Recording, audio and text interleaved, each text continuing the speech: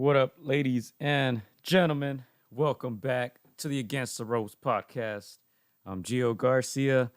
I am alongside Christian Mosqueda, and our good friend is joining us once again from the Just Boxing Foundation. You guys know who it is, man. Sean Fitzgerald. Thank you for joining us, Sean. Thanks for having me. Let's set him with a round of applause. Let's hit him with a proper round of applause, man. Many topics to cover today. All right, glad to be back. Last couple podcasts have been interviews, pre-recorded ones, so glad to be back on live. So let's go ahead and get started, Chris. Hey, nah, man, there's a lot of news to cover. A lot of fights that just got made.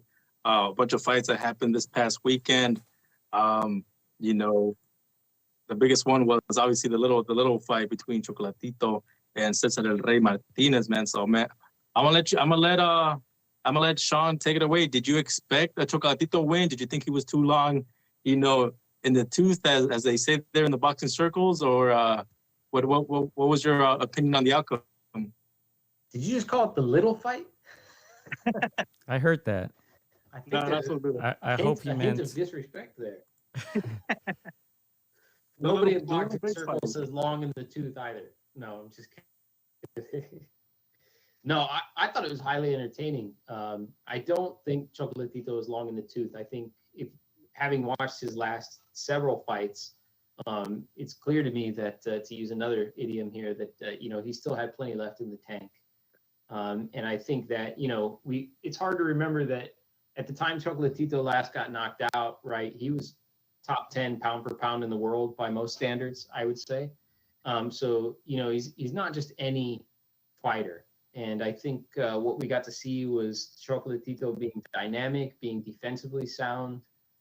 Julio Cesar Martinez had moments, and he showed that he wasn't entirely outclassed, but it was a commanding win, I would say, for Chocolatito. And I did expect Roman Gonzalez to take rounds away like that. Gio, I'm gonna tell you the same thing. Did you expect perhaps a more competitive Rey Martinez? We saw the scorecard unanimous. It was, I think Rey won 3 rounds at most, if I'm correct. I expected a maybe more competitive fight. Martinez was coming up in weight. I did say that he was going to have more of an uphill battle than Bam Rodriguez moving up in weight to challenge Cuadras. But Chocolatito, man, he's still looking so good. It's very impressive too. Right. At 34 years old, may not sound too old, but he's been through wars. Like Sean mentioned, he's been stopped before when he was moving up in weight to challenge Shorin Visai. He's looking very, very impressive. I was impressed by his performance. I expected him to win, but I expected the bout to be maybe a little closer. Surprisingly enough, Cesar Martinez didn't make weight. Right, yeah. I don't know if that has to do with the fact that he took the fight on short notice. He had about a month or so, or the fact that he was moving up in weight and is still not used to fighting at that weight. I don't know what it was, but he did say he mentioned he was tired at around the 7th round or so. But with all that being said, we can't take anything away from Chocolatito in this fight. I mean, I think he won it in a very impressive fashion. Yeah, no, for me, it was an overall impressive fashion. I think the first round, I saw the size difference in favor of El Rey. I was watching with your brother, and that's the first thing we noticed. We were like, El Rey is big, and we were like, I mean, maybe that's why he didn't, try to even make weight. He wanted to have a size advantage, but it didn't matter. And Chocolatito did his thing, showed why he was the number 1 pound for pound for so many weeks on top of the ring ratings. And so again, like you mentioned, vintage Chocolatito. I would even say he won that second bout against El Gallo Estrada, and so man, he still got it. Yeah, I was surprised. I would say that they were making kind of a big deal on the broadcast about Julio Cesar Martinez's punch output and how he came out throwing more punches than usual, but it didn't feel that way to me. And I think if you look at like the CompuBox numbers, The last time he went 12 rounds was against Jay Harris, and he actually threw more punches in that fight. So I didn't feel like he was throwing substantially more punches than I was used to seeing him throw. And I think really more than anything, it was kind of Chocolatito's defense and lack thereof for Julio Cesar Martinez that kind of led to more of a, what should have been, I think, maybe even a more lopsided decision than some of the scorecards had, but still definitely, like I said, commanding for Chocolatito. I'm not calling him Rey, Yeah, no. says Big Bro. He doesn't deserve that moniker.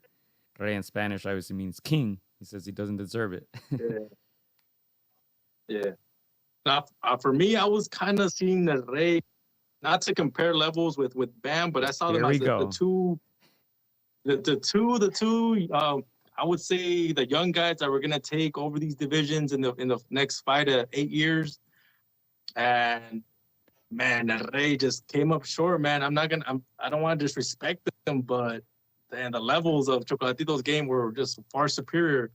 Again, the size difference made me think, he might have, even though he's a smaller guy, he came in looking bigger. I thought maybe another sword we were gonna get, but nah, it was all the skill of Chocolatito and the patience, the timing, the technique, the defense. I loved Chocolatito's little shell defense, where it seemed like everything Rey was throwing was not really landing cleanly, was just bouncing off the shoulders. Just sound defense. So very, very, very impressed with Chocolatito. And I don't know if you guys saw the videos. He was back in the gym Monday morning, barely even a scratch. So he's obviously motivated. I know he's got 2-3 more fights that he said that he wants. And man, I hope he gets the ones that make the most sense for his legacy. Martinez is still young though, you know what I mean? So I think a lot about him taking over the division and stuff. It's not too late for that. He could still do that. I think more than anything, what will be curious to see is how well does he rebound from this, right? So, I mean, he had what you could consider the moral victory of the fact that he made it, but at the same time, that can be really demoralizing to get in against a world-class opponent and realize that, you were so much overmatched.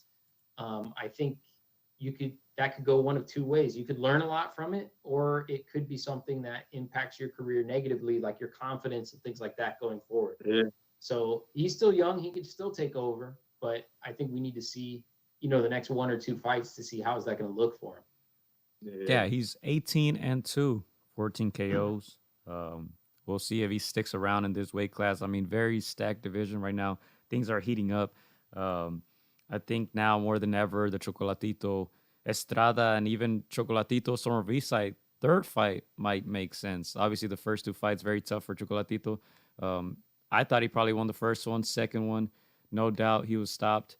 But I think I'm very interested now to see him maybe against a guy like Soren Visai, and obviously still unfinished business with Estrada, the way that the last fight went down. So that division is going to be very interesting. Obviously, Bam Rodriguez inserted his name among those 3 or 4 fighters, and Joshua Franco is still there. So we'll see what happens. I'm not sure if Martinez stays at this weight class. What do you think about the Chocolatito moving up? 5th weight division. I would advise to no, just because the only time that he, did go up against a big guy, he got, his skills weren't, they were not. It was not a skills thing. It was more of the store was just too strong, too big. So I think he should stay at the division he's in, 2-3 more fights, and call it a career. That's my opinion. Now he has 41 KOs and 51 wins, so power he does have. Will that power carry up against the bigger guys we saw when he moved up against Soren Visai? Maybe that power wasn't all the way there or as much as powerful as Soren Visai. So I don't know. At his age, I'm not sure. Too. He's very skilled. Yeah. I was gonna say a lot of his KO doesn't necessarily come from that power. It's more of that shot selection, putting his punches together, systematically breaking down his opponents. It's not a one-punch knockout kind of guy. He breaks him down and he takes him out. Again, if he goes up against somebody that's bigger, that's more to their advantage, and I just don't see him, being able to take that punch. Yeah. So especially at 34. I have a question for you guys. Do you think that the media was too harsh, I guess, and after losing to Soar, just discounting him the way they did to Loma in a sense? Obviously these guys were top 3 pound for pound guys at one time, and as soon as they take a loss, it's almost as if they didn't deserve to be there. I think the fans and the media kind of both have a lot to do with it.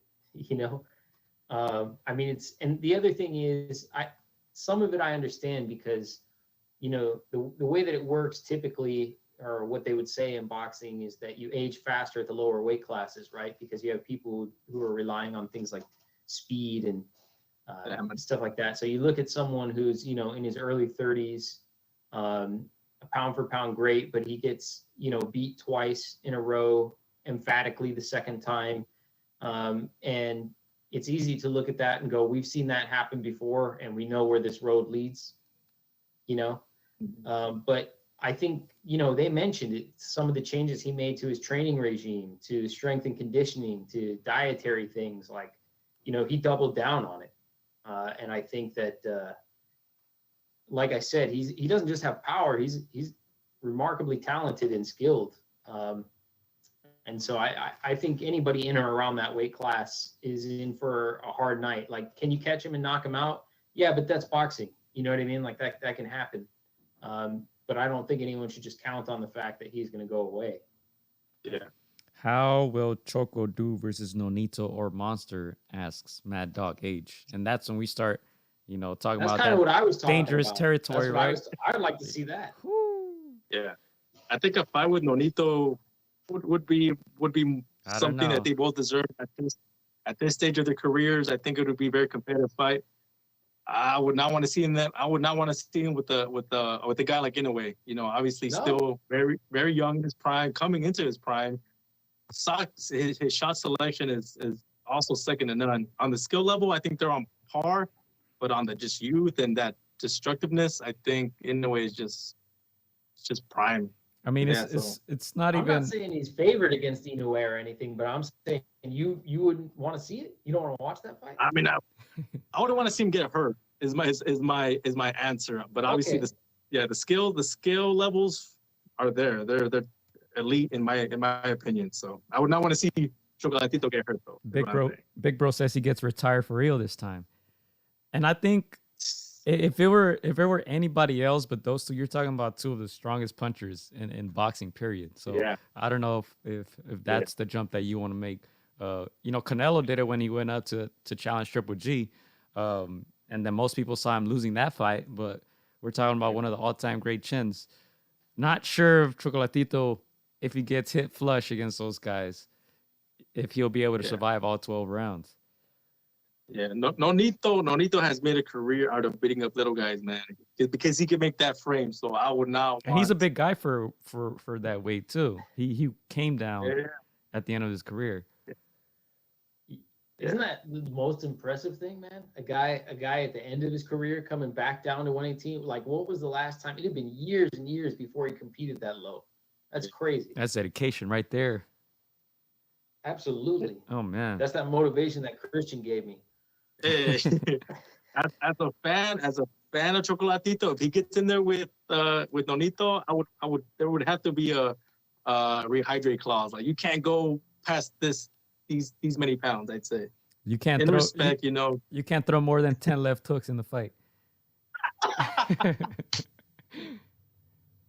Man, 20 seconds for Chocolatito to get up if he's dropped. But again, those would be those are just three of the top guys there, and I think they're too big at this stage of his career. Like, he's already tried, and it's I think 115 is his limit. So I agree. Nonito versus Choco would be good. Two all-time greats, but he don't need to fight the monster though. Choco first ballot Hall of Famer, says Mad Dog H. Yeah, I think probably that one would make more sense. Pick the older guy, right? Not the guy in his prime. Yeah. Right. And even then, he'd be if he won, he'd be a 5-weight division world champion. Man. Right.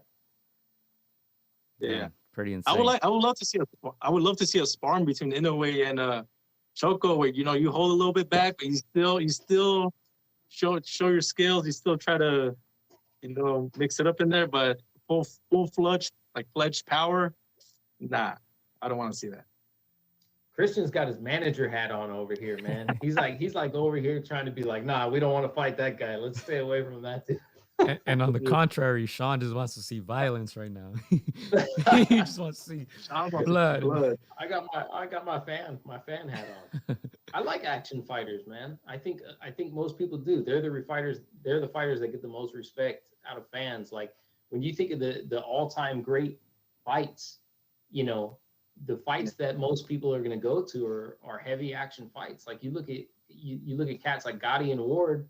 Neither of them is exceptional necessarily in their division at the time or even the best, but they made one of the best fights just because of the level of action and violence and those types of things. But I'm with Christian, you know what I mean? Like I don't want to see anybody get hurt or disfigured. Like at the end of the day, it's important to me that everybody be able to go home safe to their family. So I get it, but it's all there's risks and rewards.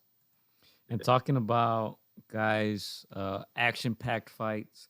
The undercard had a couple guys who fit that description, right? Mauricio Lara won by knockout. He improved to 24, 2-1. Of course, if you guys remember, 24-year-old Lara surprised Warrington, knocked him out. Unfortunately, in the second fight, there is an accidental headbutt there, and the fight was called a draw, but action-packed fight by Lara, and he got the KO win on the undercard. Also, Diego Pacheco is now training with Team Benavides.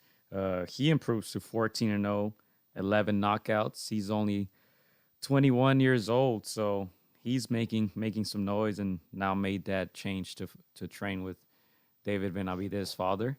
And then Mark Castro as well. He survived a knockdown, but he got another win, this time by decision, the first of his career. He had been knocking everyone else out, but pretty decent undercard there in San Diego.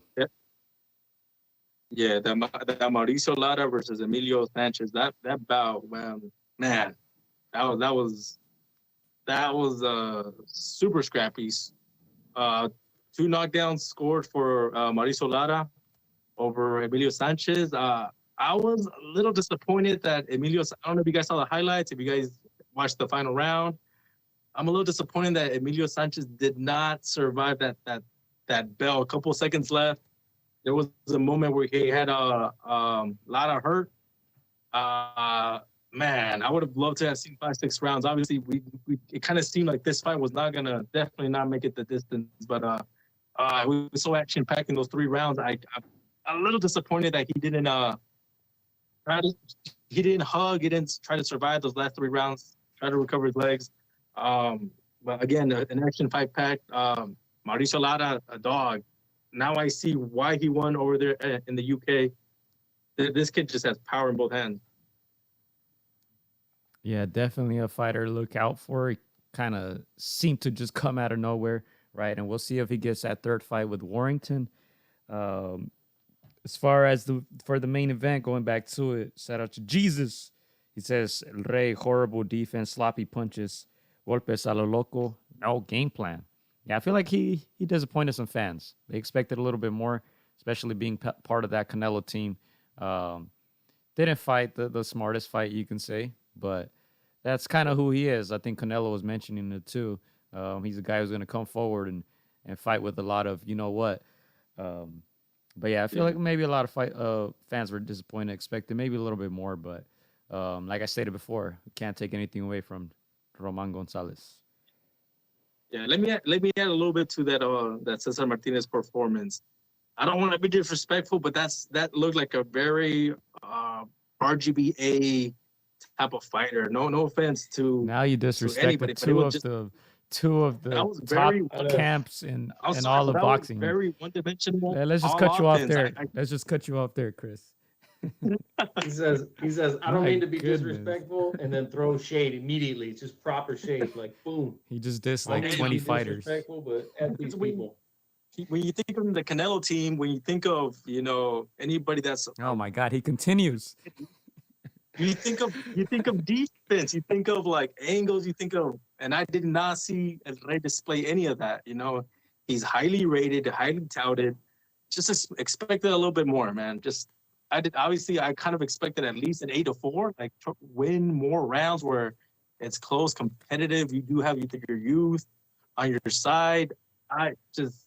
Obviously a lot of props goes to Chocolatito, just on a different level, but just a little disappointed on Rey not doing more than what was expected, especially being part of that Canelo team that's stable. Did you pay like the zone pay-per-view for this or something? You sound very angry there. Did they get you somehow? Oh man, do you have beef with Robert Garcia in some way, or? I'm not. Robert's a man. No, I think like really what you saw more than anything is like you wouldn't look at any of Julio Cesar Martinez's past fights and say his defense is what got him through those. He's a dynamic fighter. He's a switch hitter.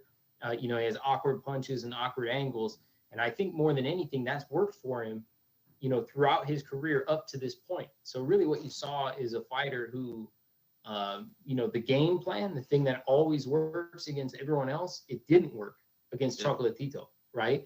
And then then what do you do? Are you dynamic enough to adjust, or what's plan B? That's right. And things like that. And so it's not necessarily that I look at it and go, man, he had a disappointing performance. It's more he was fighting a guy who had all the answers. He wasn't confused by the punch angles. He wasn't confused by the footwork or the switch hitting. And then where do you go from there? And the only thing that he had is that heart, that mentality that like, okay, let's bang it out and maybe I can catch you in these exchanges. But that didn't work, right? So like that's more or less what I think. And more than anything, you'll have to go back and I think work on some things like, better defense, or what do we do in these situations? And that's why I'm saying you can go one of two ways, right? You never know. His confidence may be shattered for another world-class opponent, or he could come back and say, hey, we spent a lot of time looking at what went wrong, and we're doing things differently now. And to add to that, try to bring it back from that amount of disrespect. You got to keep in mind, too, he's not from only... Christian, to be clear. Disrespect from Christian. Just to piggyback off what Sean said, just also keep in mind, he's moving up in weight. He's not used to fighting at this weight. He missed weight, so I'm pretty sure that's in the back of his mind. Am I going to be able to keep this up for 12 rounds against Chocolatito? Obviously, we saw he couldn't because he was tired by round 7, 8. So I think everything was just adding up against him. And like Sean said, Chocolatito had the answers to everything. So, a lot of fans may be disappointed, but one thing to highlight is, for me at least, one positive is his chin. You never want a guy to block punches with his face, but if it happens, have a good chin. Cesar Martinez had a really good chin. He proved that he can get punched against a pretty powerful puncher, skilled puncher like Chocolatito. So if you want to take any positives away, that's one thing that I would mention. But I'm with you guys on the chat. Chris be tripping sometimes. Shout out to Clyde. What I'd liken it to, Chris, is if you ever see a power puncher who all he does is like lay waste to the lower level of competition, he's just annihilating people. He's just first round KO. But then like you get to a level where it's like, not everybody just lays down when you touch them. You know what I mean? And you see a lot of times these guys who made their bones just KOing the world coming up through the system, they reach a point where that doesn't work. And it's like, well, then what do you do? Right? Like that guy's not going away. So now what do you do? Right? And a lot of times they don't have the answer for that because they never had to deal with it. Right? Mm-hmm. And that's kind of what I look at it as. Like he just didn't have the answer for Chocolatito. He never had to deal with someone that dynamic. Especially a guy who's backing him up for the most part of the fight. Right. He was fighting on the back foot, and he's not used to that either. So I don't know how I would rate El Rey's performance, if you still want to call him El Rey or not. I don't know how I would rate his performance, but I don't think it was terrible. I think it could have been a lot worse. Yeah. Oh, again, I'm not. Go ahead, Chris. Try to put a Band-Aid on the statement, man. Try to. They're against a Chocolatito. Again, one of the best pound for pound is just there's areas where you have control. You have your youth. You should have stamina. You should have those things that are just inherently there, and like Sean said, some things are just not there. I mean, the technique that favors Chocolatito, but that stamina, that preparation should have been there, especially as a young, hungry fighter. So that's that. From El Rey to El Way. Oh my God. Let's move on. Let's move on, man. Let's move on to the 140-pound division right now. One of the hottest divisions in boxing. I mean, two of the top fighters. Let's say three. Let's put Jack Catterall's name in there. I think he deserves the respect. Yeah. So Jose Ramirez, Jose Pedraza, obviously this past weekend. A couple weeks before that, Josh Taylor and Jack Catterall. Jose Ramirez didn't have maybe as tough of a time as Josh Taylor did, but still a tough fight against Pedraza. I don't know if I like Pedraza at 140, but competitive fight in Fresno, right? This was in Fresno. Yeah. Mm-hmm. Yeah, no, it was a good fight. Obviously, the fighter expected to win, the hometown fighter, Jose Ramirez, just was busier. Obviously, more accurate, more on the front foot, just did more. Can you hear me, Joe? Yes. Okay. Yeah, and obviously, like you said, Pedraza, he's probably the one that's outside the top 5, but he's fought everybody, and so he deserves some respect. To Catterall, Josh Taylor, I would have to say Josh Taylor did a lot of trash talking. He kept telling Catterall, you're not at my level. Yeah, I'm just gonna walk over you.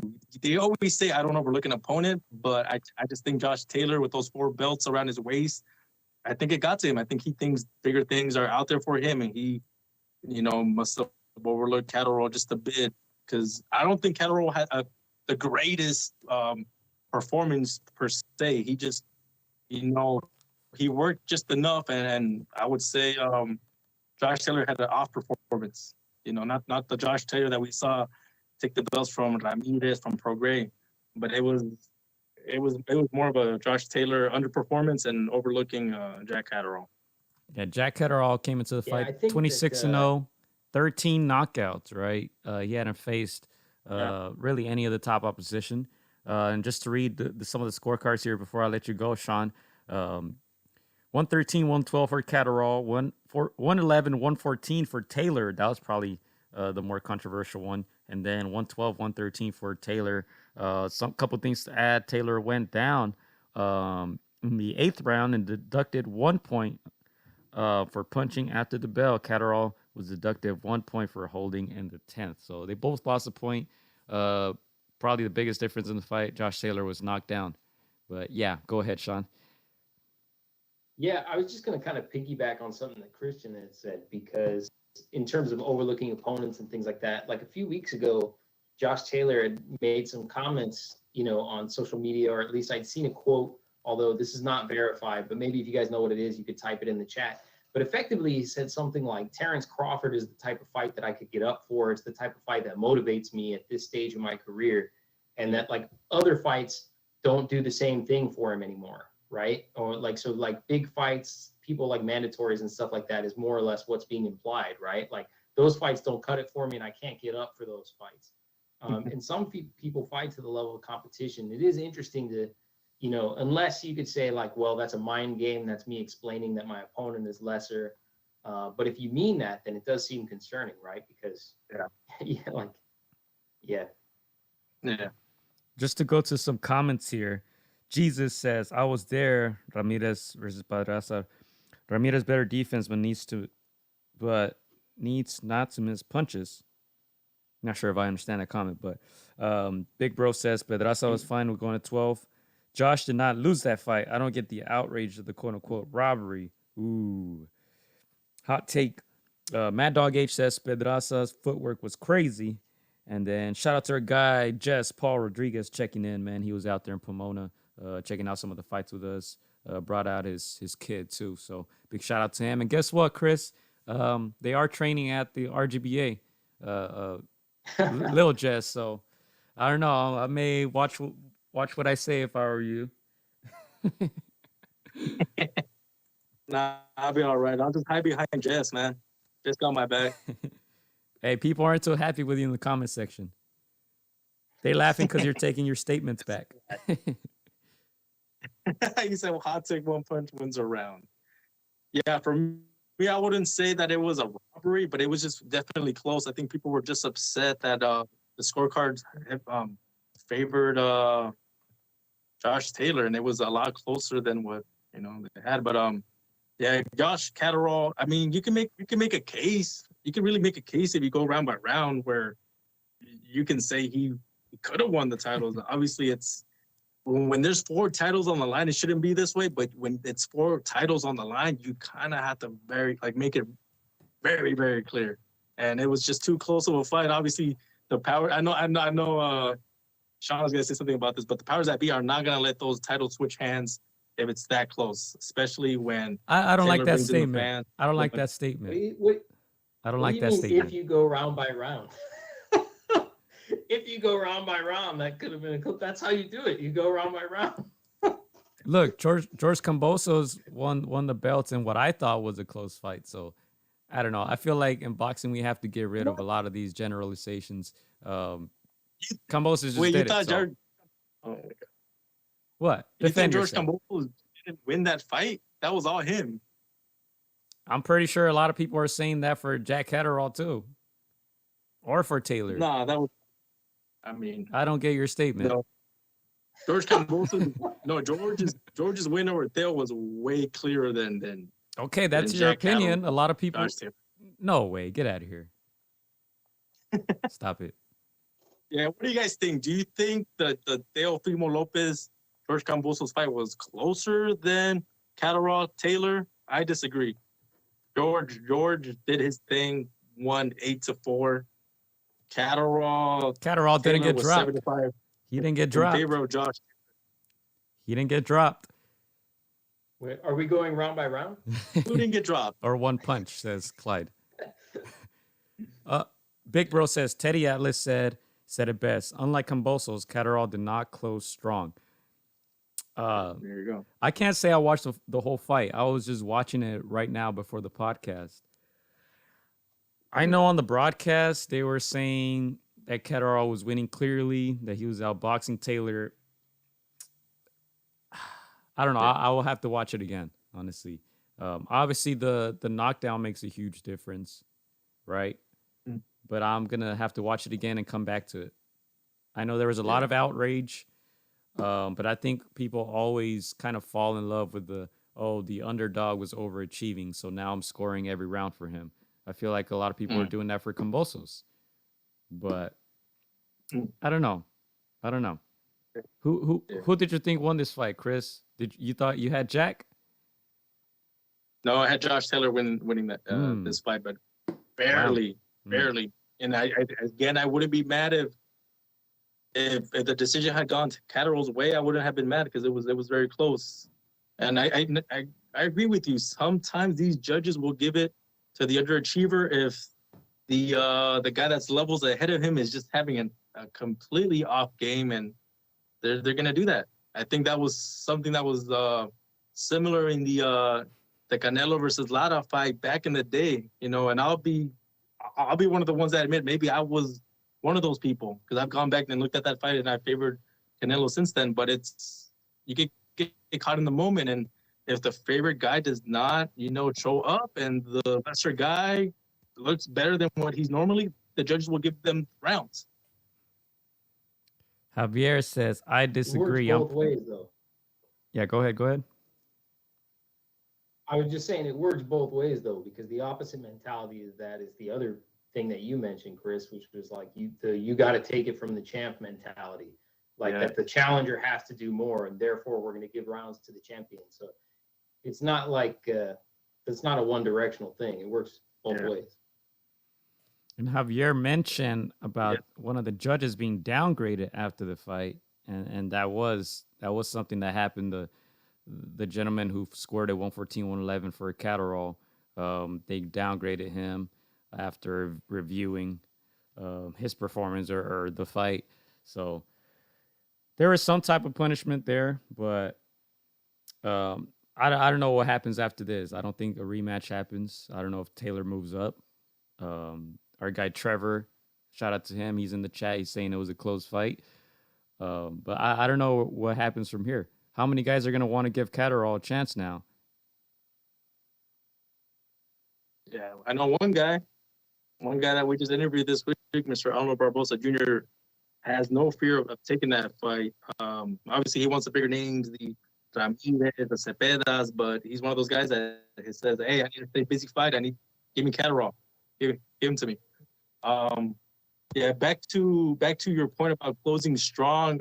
Some fights that come to mind where they were close was the Chino Maidana, the Floyd Mayweather first fight, where Here we go with the comparisons.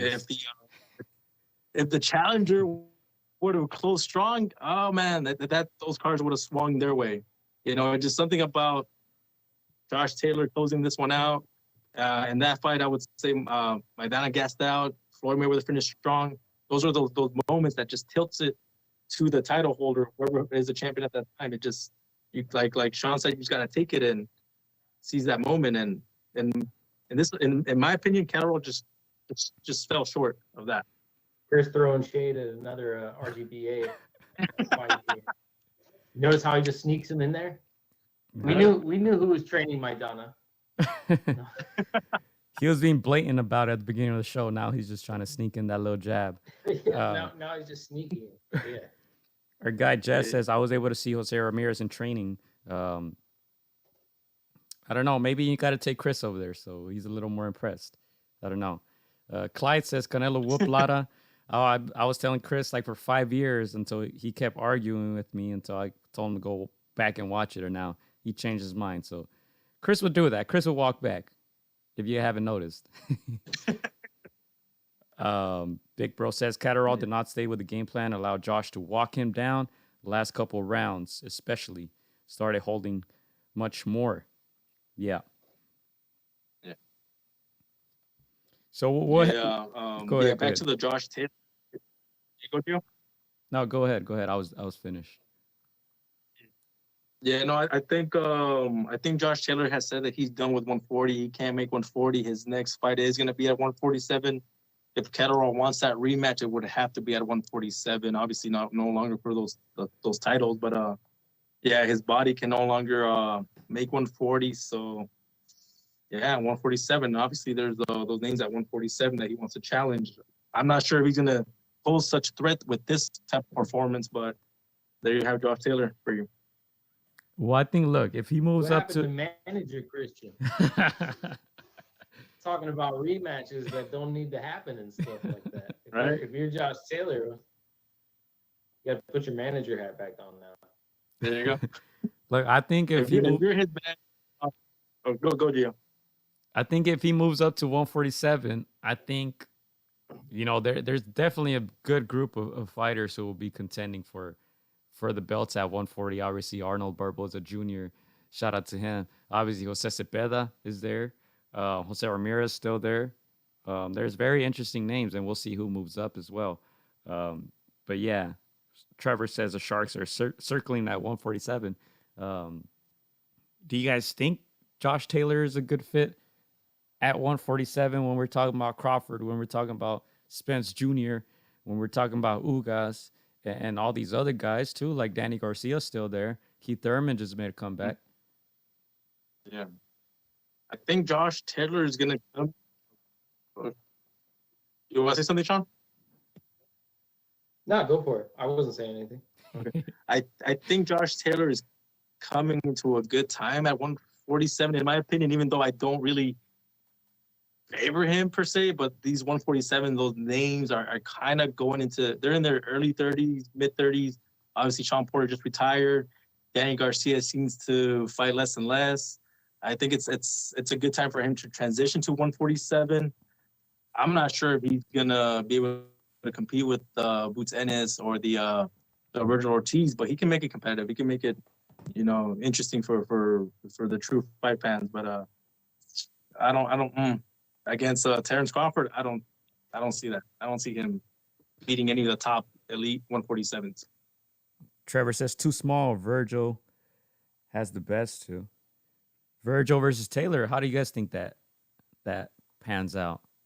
I mean, I don't see too many guys beating Virgil right now, to be honest. I don't know if I see anyone beating Virgil, besides Spence or. That's a good fight. I like that one for a couple of reasons because, like, the names that you named, Gio, the thing is that's not just like, those are some of the best fighters in the world right now. Like, those are some of the top pound for pound fighters that there are in boxing. So it's not just when you say stepping into 147, could he step into 147? Anybody who steps into a weight class that's as talented as 147 is going to run into challenges with some of these guys. You know what I mean?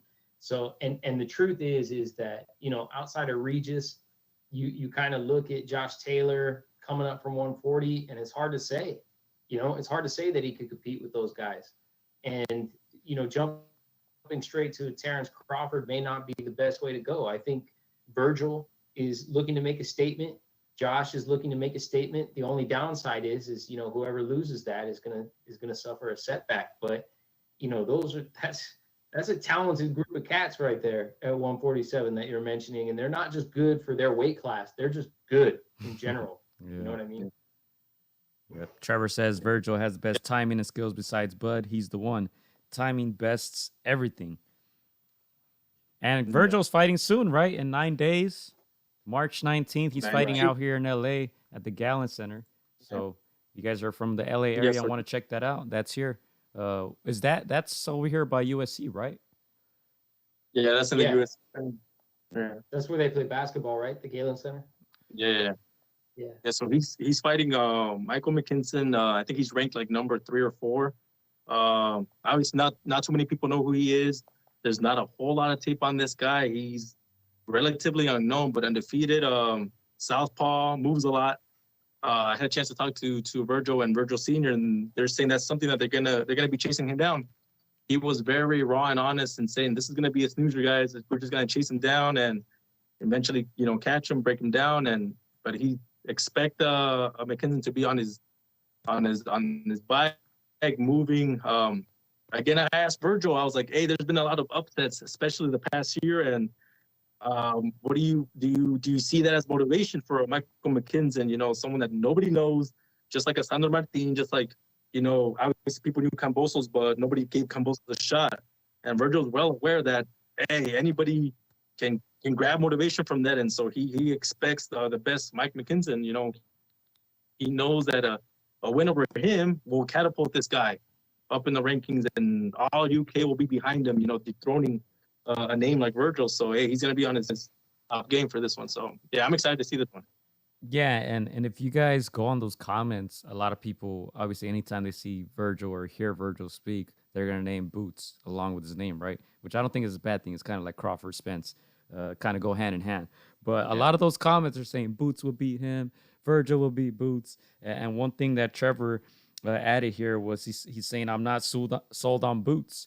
And I would have to agree with that. Got to see him beat someone besides Lipinets and Van Heerden. He has to face someone. I feel like Virgil is a new phase of 147. And Boots is older, right? Boots is older. He has more fights, but he hasn't necessarily fought any of the top 10 guys or top 15 guys. So I would like to see him test his skills. I believe he is skillful, but like we kind of mentioned earlier with Martinez, you see.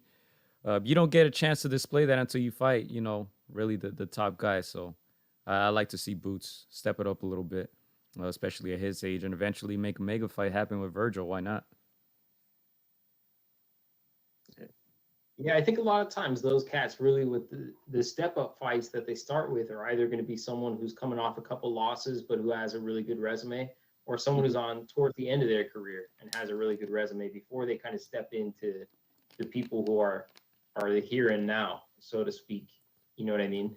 It's really rare. Like, I do think all those fights are cool. Like, I would love to see Boots fight Virgil and Virgil fight Josh Taylor and like get a sense of at a competition level who's gonna be ahead of the pack. But that stuff doesn't usually happen, right? Those are young and hungry fighters, and from a management perspective, you don't want to feed them to other young undefeated fighters. typically, right? What you'd see them is fight old veterans or fight someone like a Danny Garcia, who's a dangerous opponent, but has a couple losses recently. You know what I mean? Like Sean Porter's kind of in that same boat if he were to decide to fight again. Keith Thurman, who's, was inactive for a long time, didn't look great. Those are kind of the guys who I think are the next rung for that younger generation before you step into the world champions.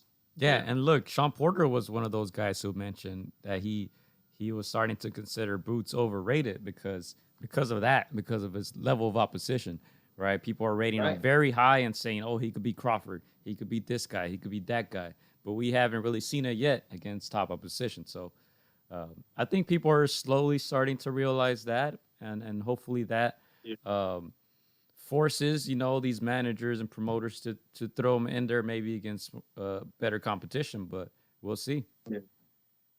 I feel like Sean Porter, not just because he's a commentator on a major network, but just because the type of guy he's fought everybody. He's the type of guy that can say those kinds of comments. When you have guys like the Terrence and the Errols, who obviously everybody wants to see that fight, not face everybody or not face each other, who obviously that's the fight we want to see. Hopefully Virgil and Ennis don't follow that same formula, but Sean Porter is the one guy that can say that, man. So I take his comments with a little bit more credibility than other people. Definitely, he's qualified to say that. But I think we should move on from the 140s. What else we have? Oh, okay. Well, before we move on, I do want to send a big shout out to Carlos Valdez, who got a second round KO. He was on that undercard of Jose Ramirez and Jose Pedraza. Of course, our guy Carlos Valdez trains with Buddy McGirt and does strength and conditioning with our guy Andy Aguilar. So big shout out to him. He got a second round KO, and he's been looking good since he's signed with Top Rank. Yeah, of course, Carlos gets a lot of heat from previous and past interviews, but I mean, he's growing into his own, growing with maturity, picking up wins. I mean, it's devastating when somebody tells you you're the next big thing, and then the door gets closed in your face, and you're scrapping to see when your next fight is. But great for him. Top Rank picked him up, picking up wins, and we'll see what happens. He could do some damage right there at 130, and obviously a stacked talent, stacked division there. Not going to be easy, but great to see him pick up a win. Yeah, and keeping it on Top Rank, let's discuss Oscar Valdez against Shakur Stevenson. They had their face-to-face, and that's going down April 30th, right, in Las Vegas. Very interesting fight. Yeah. I don't know if I have a prediction yet, but I'll let Sean take this one away. I think I'm going to wait for my prediction as usual, but Sean, what are your initial thoughts on this mega fight? Well, this one's challenging for me, mainly because I still have egg on my face from the last prediction I made about Oscar Valdez, right? So essentially, and that's fine. I counted him out in the last fight, and obviously he performed well above sort of what my expectations are. I'm sure that the people in his camp fully expected that, but I wasn't among them. And so I'm in a position now where I feel the same thing kind of that I felt last time, which is that he's fighting an opponent who just has more tools, who's very dynamic, and who has the skills to sort of counteract the punching power and all the things that, so it's not the same as last fight in terms of the dynamic between the two fighters, but I'm kind of counting him out. But in the back of my mind, I'm sitting here going, yeah, that's what I did last time. Yeah. Right. So I will say that, it's not that, that's not to discredit Oscar Valdez. I think he's a tremendous fighter. He's shown great power. I've seen him in some wars, which is not necessarily a good thing, when it comes to judging these types of things, fighters who've had a lot of wars, a lot of miles. So if I had to pick today, and probably if I had to pick just before the fight, I'm going to go with Shakur Stevenson. But only I'm making that based off of sort of their skill set and how I think those two match up. And I won't be as emphatic about it because last time, I was very, very wrong. So. Same here. I was very wrong last time. Right. Not proud to I'm admit glad it, I'm but not the only one. I think most of us were. I know in a lot of the polls, people were rocking with Valdez, but I think that has to do more of the demographics. He's very well known here in the LA area. A lot of people who follow us, are from here. So I feel like a lot of people have met him, have seen him training, or have gone to his fight. So they're picking him, just picking with their hearts. But they ended up being right, and we ended up being wrong. So um, my initial thoughts about this is obviously it's a different type of fight. Right. Shakur does not hit as hard as Burchelt, but at the same time, I feel like for Oscar Valdez, Burchelt's style maybe suited him more so than the style of Shakur is going to suit him. He's going to have to do a lot more quote unquote chasing. It's going to be a mental battle, in my opinion. Like Trevor stated in our podcast, Eddie Reynoso is in that corner. I'm sure they're going to want to fight using more IQ than physical, just brute strength. That's kind of what they did against Burchell. But Shakur is going to move around a lot. He's going to throw a larger variety of punches. So it's a tough one. It's a tough one. Like I said, I'm going to wait to give my prediction. Right. Just go to a couple comments real quick, because I agree with a lot of this. You know, essentially Big Bro said, don't be shocked or surprised if Shakur stops him late. I wouldn't be. That's the thing, is I wouldn't be. In fact, I'm leaning towards Shakur. Or the same thing like Sombrano Boxing says, but if I had to bet on something, Shakur dominates. And that's the position I'm in right now. I was very confident in that last time as well. Yeah. And I think that's kind of the main thing that's discouraging me. But absolutely, if I had to bet, that's where I think the money goes. Yeah. For me, I think Shakur is he's so confident. Some people call it cocky because of his youth. I call it confident. I think he's just really believes in his skills, and he's got sound defense. Something I've heard a lot about him, based on guys that have sparred him, from amateurs like Joe Lediarte to our guy that you just mentioned, Gio, is his distance. He just has impeccable distance, and that's something it's inches, and it's inches that make a whole lot of difference. And I think Shakur just has a mastery of that. And I think he's gonna frustrate Valdez. Valdez is gonna have to, in my opinion, make it extra messy. He's gonna have to open up and take chances down the towards the end of the fight, because it's gonna be a very technical, a very disciplined Shakur Stevenson in there. And I think Shakur has benefited from losing in the Olympics. I think getting that silver medal, that you don't, like we said this time and time again, you don't win a silver medal, you lose a gold. So I think that has really added to his discipline. I think it's really made him a true professional. Obviously, we're gonna have to see what happens on April 30th, but I think it's a tall order right now, in my opinion, for Valdez. He's gonna have to make it super messy, something like a Maidana, There he goes with Maidana again. There you go, man. RGBA. Yeah, but in my opinion, Shakur Stevenson. Wait. In my opinion, Shakur Stevenson has more in common with Floyd Mayweather than he does with Adrian Broner. So, with that being said, I would favor today Shakur Stevenson. The guy manages his distance so well, and he has great physical touch and controls his opponents, says Trevor. We got to get Trevor on the podcast soon again, too. Yeah. But yeah, if you're a Valdez fan, hey, some positives. He does have more experience. Right now, his confidence is sky high after knocking out Burchelt. So we'll see if that can play a factor into all of this. Shakur is still very young, but he fights like a mature fighter in that ring. I think it's going to be a great fight, and I'll leave it at that. I'm sure we're going to discuss it, further in other podcasts. But yeah, a lot of people in this comment section rocking with Shakur, even if they like Valdez, I do think the smarter bet would be Shakur Stevenson, unless the odds are just very good, as far as underdog for Valdez, and you want to take that risk. But yeah, I'm sure we'll discuss more of this in the upcoming shows. Mhm.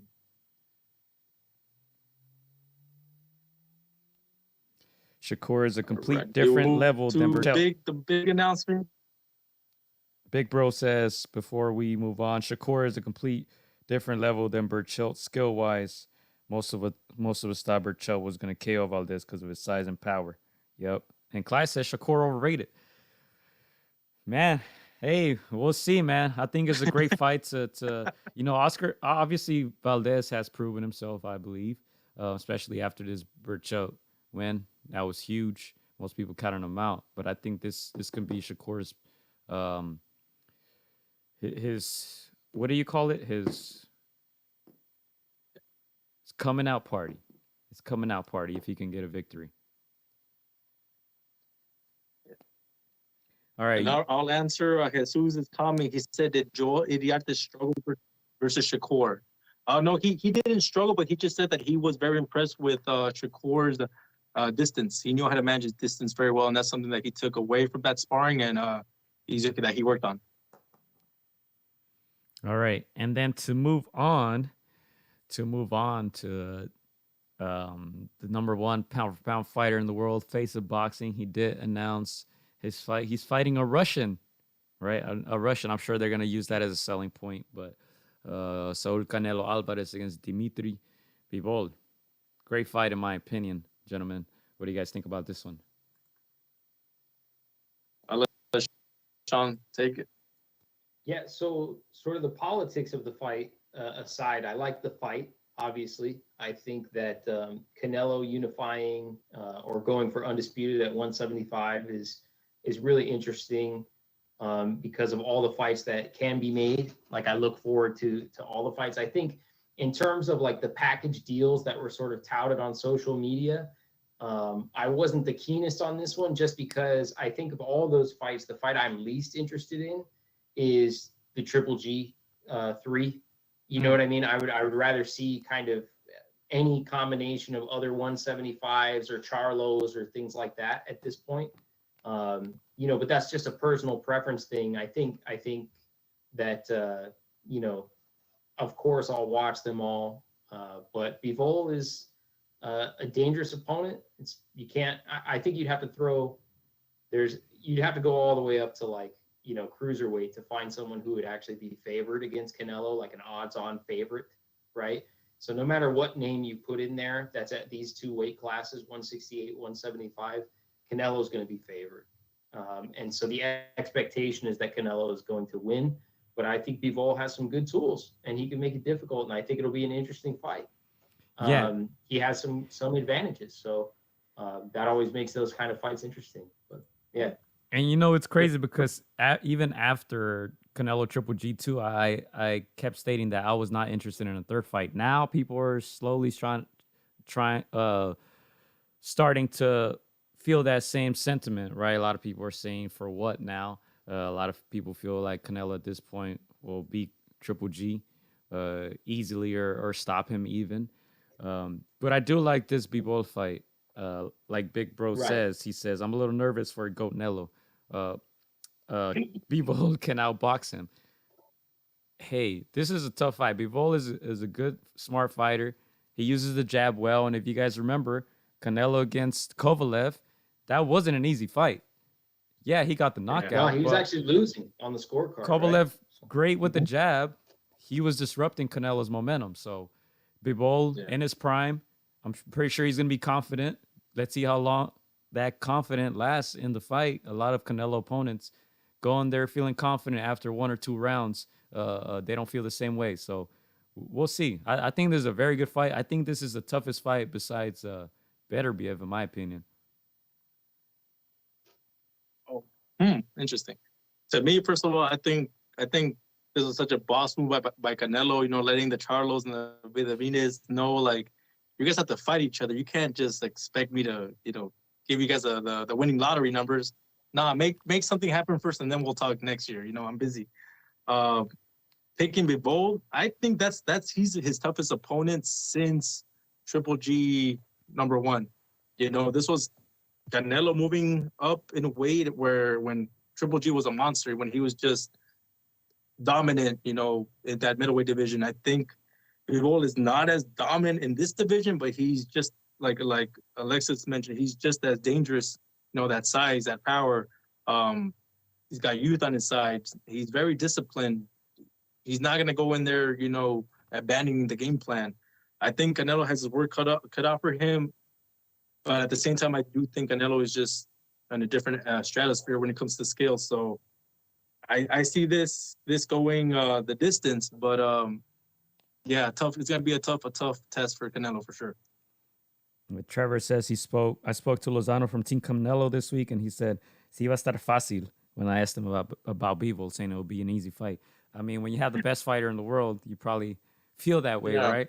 But no, I like it. I think besides the like Sean said, the politics, Bivol is Russian. Besides what's going to happen in the ring, besides him going up to 175, I mean, how do you guys feel about another thing that's going to be introduced in this fight, the zone pay-per-view?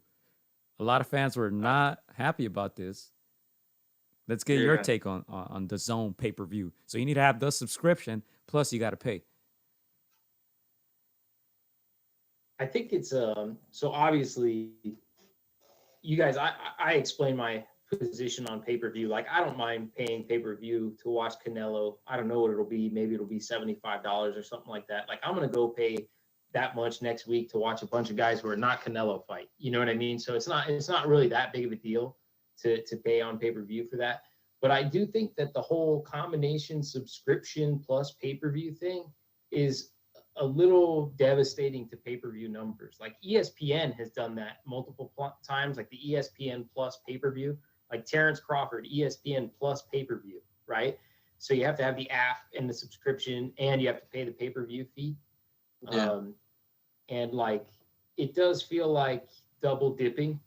You know what I mean? Like, as a consumer, right? As a consumer, you're going to sit here and go, wow, you guys are double dipping on me. I'm already paying for this app or this event, and now I have to pay again, right?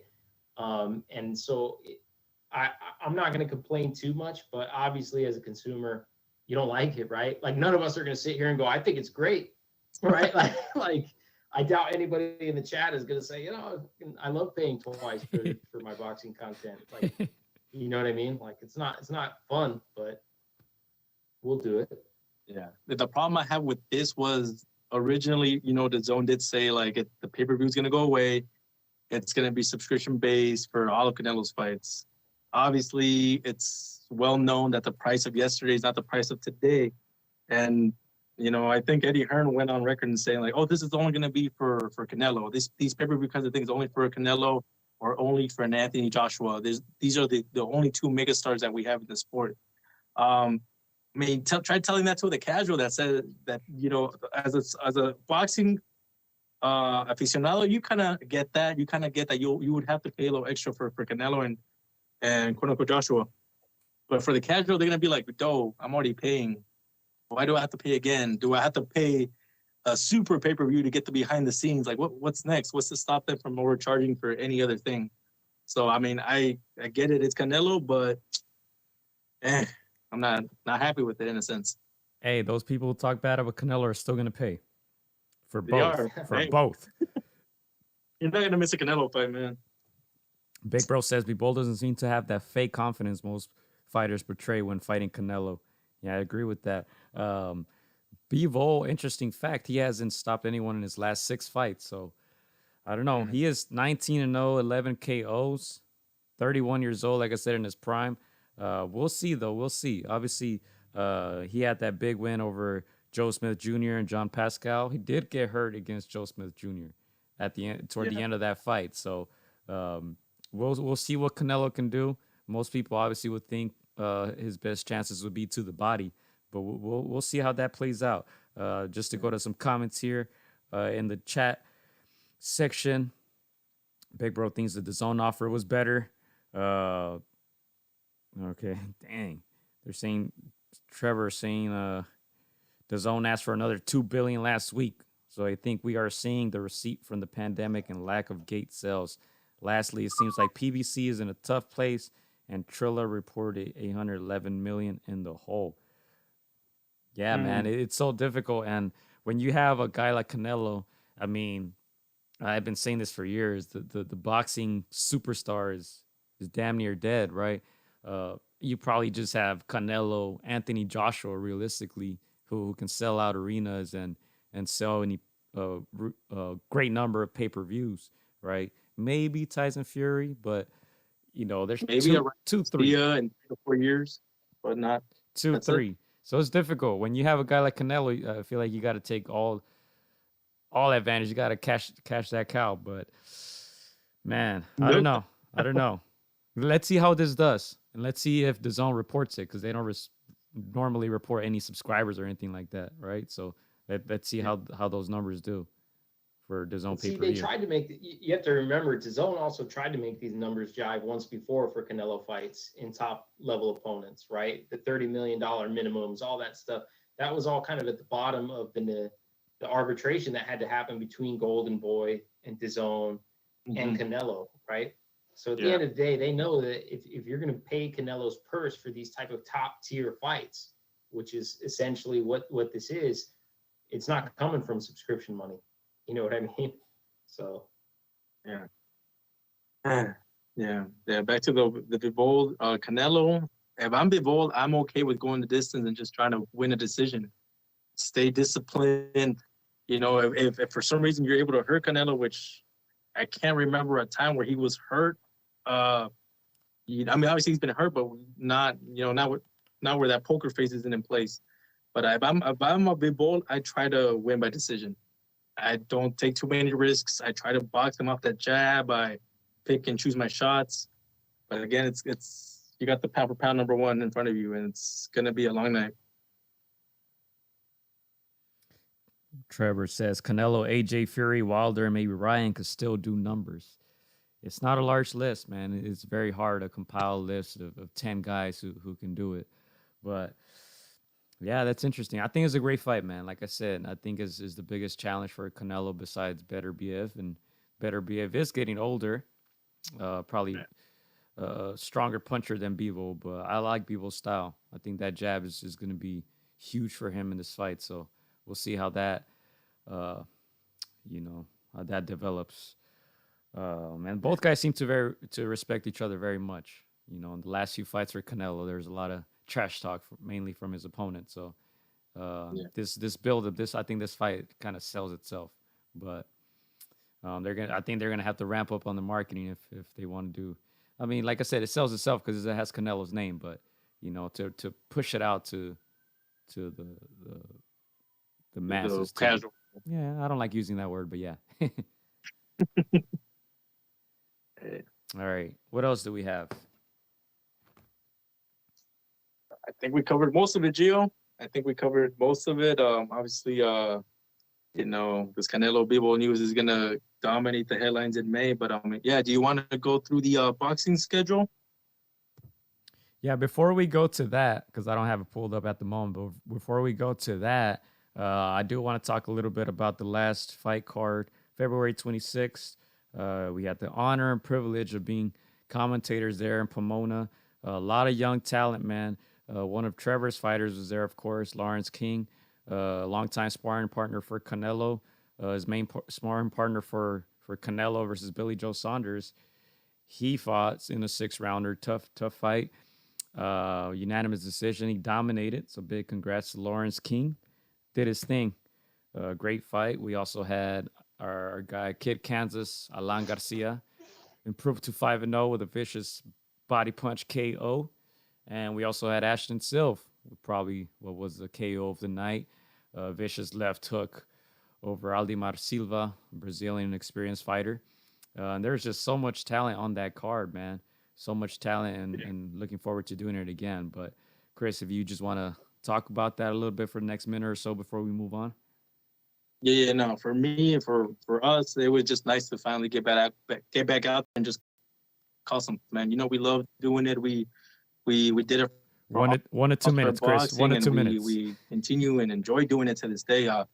And it was a great venue, man. Right here in Pomona. Obviously, these fighters have not had a chance to fight here in the States due to pandemic protocol. So a lot of them had to go south of the border down to Mexico, had to fight. Some had to, you know, this is the first time their families come to see them fight in 2.5 years. So it was more than just, you know, racking up their record, you know, and yeah, it was just great. It was a great night of boxing. Yeah. Welcome back to you guys, man. Oh Yeah, yeah, Glad to man. see you back at the table. it's been a while. Yeah, I mean, That pandemic. Gio was a little rusty, but nothing crazy. I still have my usual fans there in the live chat. You know. Gio seems like the fly by the seat of his pants kind of guy. Like there's no prep. He just kind of sits down and. Hey, you know, when it comes He's from like, who's fighting today? Okay. it comes from the heart, man. It comes from the heart. Who's this guy? What's his name? I let my heart speak, man. Hey. But yeah, looking forward to. No, we appreciate the guys that. I'll go, Gio. No, I was just gonna move on, but if you want to make one final statement, go ahead, make it quick. No, I always love showing fans to the people in the chat, because I mean they keep us entertained. We think that we're entertaining them. No, you guys keep us laughing and joking, and I see your with comments those too. chats, with those. Don't think we don't see them. Yeah, we see them, man. Man, but we appreciate the love and support, and obviously the love that you guys show the fighters and all that. We've had people from Chile, from Argentina, you know, repping for some of the other guys, some of the opponents, and obviously they kept that chat lit. So no, we really appreciate all the support that you guys show on these local small fights, you know. What about the haters, though? Tell us what you think about Dang, them. he said local We love the small haters, too. fights. This guy's full of disrespect today. But anyway, now we like the haters too. Like I said, all the people who hate Canelo, they're gonna pay to watch him. So, you think we could do a pay-per-view podcast, Chris, one day? That would be cool, huh? Yeah. We will make we will make you subscribe, pay for that, and then make you pay for the pay-per-view as well. That would be pretty cool. Yeah. It's like if they can see the fight, they won't. They can still. Oh, go Gio. No, I was finished. I was gonna say they can see the fights, but they won't get the audio, so they got to pay $4.99 for the audio. If you guys would pay $4.99 for the audio, go ahead and drop a super chat right now. All proceeds would go to the $4.99 Just super Boxing chat. Foundation. Let us know. Yeah, no, I want to take the time right now to give a shout out to Sean. Sean, do you want to tell them again about the Just Boxing and how they can support? Obviously, the pandemic hit a lot of fighters who could not fight and not, get those checks that they depend on. Absolutely, yeah. So thanks for giving me the floor for that. So Just Boxing Foundation is a foundation whose purpose is to support past and empower future generations of boxers. We do a lot of things in the boxing community, especially here locally in Southern California, in the Los Angeles and Orange County area, which is where we're based. Within the last 6 months, we've given away 2 scholarships to amateur boxers who also attend public colleges and universities here in Los Angeles and Orange County. And we also help support an amateur boxing show in Northern California, an all-female amateur boxing show that happened in October. So we're kind of in a stage right now where we're going through fundraisers before we do other initiatives. Like Christian mentioned, we've done a lot of stuff in the past in terms of providing grants to people who had fight cancellations due to COVID, helping Olympic hopefuls with travel and expenses as they travel to Louisiana for qualifiers and things like that.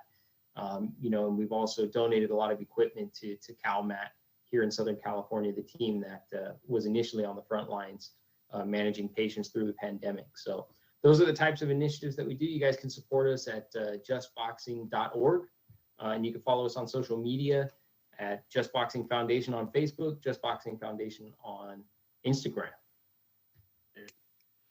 Yes, sir. That's the Sean Fitzgerald the Great. He is on the intro video. That's him, ladies and gentlemen. All right, that is him. If you ever run to him in person, just ask for an autograph. He's a cool guy. That's me. All right, before we close out the show, let's move on to the fight schedule. March 19th, New York, ESPN Plus, Edgar Berlanga against Steve Rolls. You guys remember Steve Rolls fought against Triple G? Mhm. Yep. Yep. Edgar Berlanga will be facing We remember. another KO for Edgar Disrespect. Berlanga. But anyway, Xander Zayas is fighting on that card. Keyshawn Davis, Henry LeBron. Wow, interesting. He's on the undercard. But yeah, that's March 19, New York, ESPN Plus. Of course, March 19 as well. Virgil Ortiz Jr. against Michael McKinson. As we move on, let's see what else stands out. Of course, March 26th, Miguel Berchelt is back on ESPN against Jeremiah Nakatila. 10 rounds. So Berchelt is back, trying to insert his name back among the greats. March 26th. Leeds England, DAZN, Kiko Martinez against Josh Warrington for Martinez IBF featherweight belt, man. Kiko Martinez, who was trained by our good friend. Oh my God, I can't believe I just forgot it. Chris, this is where you come in and save me. There you go, Tinin Rodriguez. He's been scoring some upsets, man. He's been scoring some upsets, so I'm excited for that one. March 26th, Leeds England. March 26th, Minneapolis, Minnesota. Showtime. Tim Zhu against Terrell Gosha. That's a good fight right there. Elvis Rodriguez on the undercard. All right, let's see what else we got for March. Seems to be it as far as the bigger names in the sport. And obviously April and May, things are going to heat up. But yeah, March should be pretty good. Hey, Tim Zhu, The Tim Zhu. that's by Terrell. Yeah, Tim Zhu. Terrell Gaucher. That's how you say his name, Gaucher. He fights out of the knockout boxing gym right there with Mr. Manny Robles. So we'll see. We can get a little interview with him next week. Should be good. Sean, have anything to add before we close out? No, sir. Just thanks, guys, for having me. Good to see you back at the commentary table, and I always love talking boxing with you guys. I appreciate it, and shout out to everyone in the chat who, as Gio would say, always keep it lit. Yes, sir. It just doesn't sound as cool when I say it. Let's go, mates. Hey, can you repeat that, Sean? Let's go, mates. Let's go, mates. Hey, there. That's what I'm talking about, baby. Let's go. Y'all keeping it lit. Let's go, man. Yeah, man. Shout out to all you guys. Shout out to our guy Jess, who's out there in Pomona enjoying the fights. Like I said, he brought out his kid who trains at the RGBA. Big shout out to him. He's putting in a lot of great work. Keep up the good work, Lil Jess.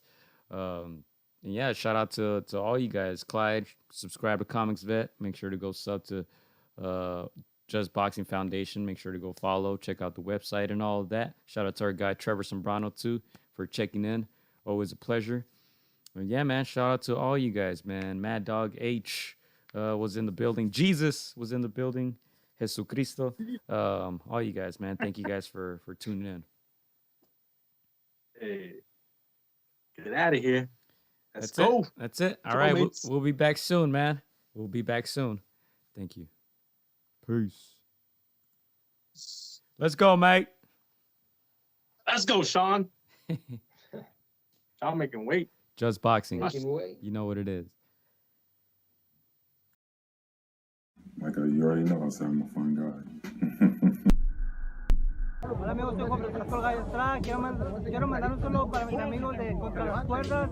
Échenle muchas ganas. Un abrazo, muchas bendiciones. Shout out to Against the Ropes. You know what mine is? Let's box, bitches. It's almost fight night. Shout out to Against the Ropes. Thank you for the support. Keep doing your thing. You're doing a great job. So thank you and best wishes. Huge shout out to Against the Ropes. Shout out to Against the Ropes. Thank you guys for the interview and hope to see you guys soon. Against the ropes, always doing the right thing. Shout out to Against the Ropes, man. I appreciate you guys for having me, taking the time on y'all day. Against the Ropes, #1. Freddie Roach. Thank you very much.